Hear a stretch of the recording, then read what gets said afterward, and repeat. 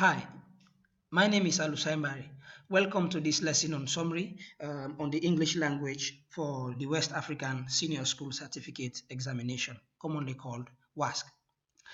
Often in normal life speaking situations, there are circumstances that will limit us and often constrain us or give us conditions to be able to give out information in the shortest possible time or to just present the most important aspects of a particular subject. For example, imagine you were in a conference and then you have been appointed to summarize what the speaker have just spoken about. Okay, or say you are in a very press situation and you want to be able to say maybe there is a car accident and the police come around to interview you. You want to be able to give the most important aspects of that subject in the shortest possible time. Okay, so in speaking situation, this skill comes very handy. It's just the same when it comes to our ability to write. Okay, there are many situations that will require us to write just the main points, just to summarize the important aspects of a conversation. This is what we are going to look at in this lesson and the next series of lessons that will follow on the topic of summary. By the end of all these lessons, we hope that you will be able to successfully answer questions that appear in the summary section of the English language examination. First of all, this session is going to be focused on what the general aims of the summary section, the general requirements, what you are required to be able to do with the summaries, how the some important things you want to keep note of, and examples of past examination questions on summary. Okay, if all of this excites you, then let's get right into it.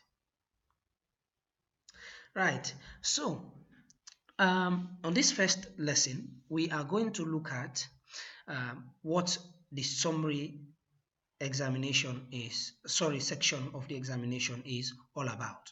Okay, so as you can see from here, the summary takes 30 marks. It carries 30 marks. All right, so everything you'll be doing on the summary will be amounted to 30 marks. That's great. That's a lot, guys. So the general aims of the summary, what it really aims to examine are these three key areas. Okay, it will be looking at, it's normally a 500 word essay or article or exposition that helps to see your ability to extract relevant information, your ability to summarize that are demanded in concise English, and avoiding repetitions and what's called redundancy. Okay. Also, it will be trying to test your ability to present a summary of specific facts or just portions of a passage. Where do these passages often come from?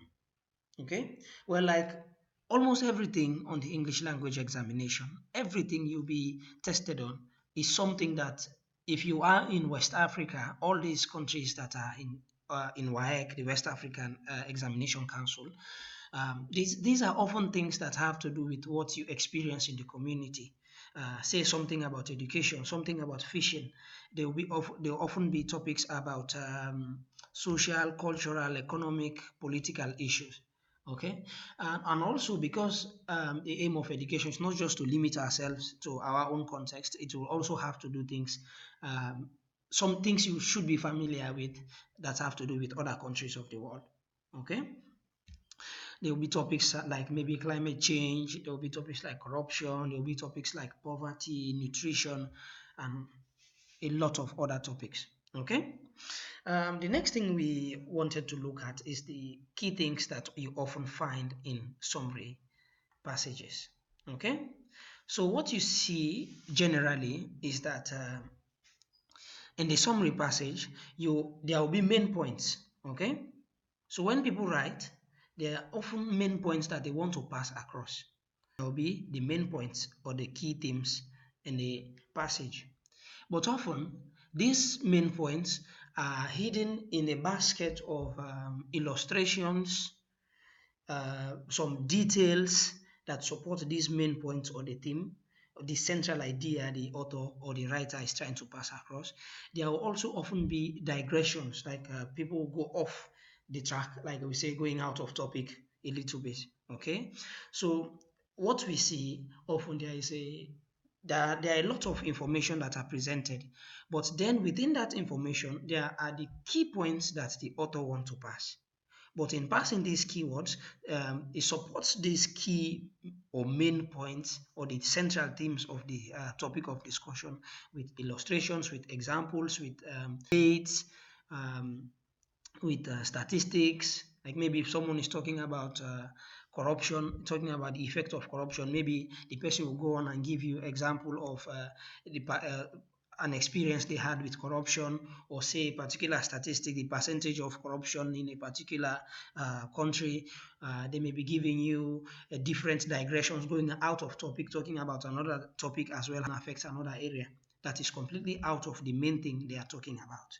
So often we see all of this, but our task with summary is to be able to sift out all of these details, these examples, these dates, these supporting statements and digressions, to see the key ideas that the author would like to pass. Okay, so our ability get a general understanding of the passage is going to be extremely important. Our ability to take out the irrelevant things from the relevant things is also useful, and our ability to organize and write the relevant points that have been requested in our own words will be extremely useful. This point I just highlighted in your own words will be very, very useful, as you will see when we get deeper into summary. Um, one thing you want to really, really avoid with summaries is to copy. Please do not copy. Okay, this is one thing that many students going for the WASSCE often fail to realize. The summary is about you being able to put things in your own words. Okay, so it's not you see a point and then you just copy it exactly, copy that sentence and write it. No, it should be your own ability to get a general understanding of the passage, to take out that relevant information, and then having the capacity to put it in your own words. Okay, so please, please, please do not copy. And then the final thing I would like to note out in this introduction, also as a general advice, is for you to focus on the paragraph. Please focus on paragraphs. The reason is that the paragraph is the central thing in any passage, because the writing is first of all arranged in paragraphs. Every paragraph will often have a central idea, which we call the topic sentence, which is the main point the author is trying to pass in that paragraph.